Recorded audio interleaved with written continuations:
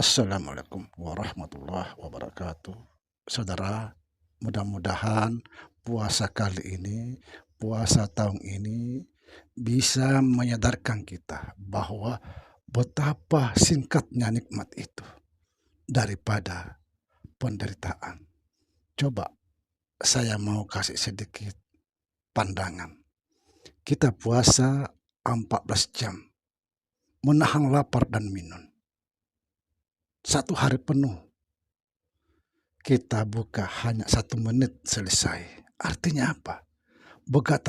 Begitu singkatnya nikmat daripada penderitaan. Inilah yang dikatakan Syekh Abdul Qadir Al-Jailani, jangan kamu tukar penderitaan bertahun-tahun daripada kenikmatan sesaat. Subhanallah. Assalamualaikum warahmatullahi wabarakatuh.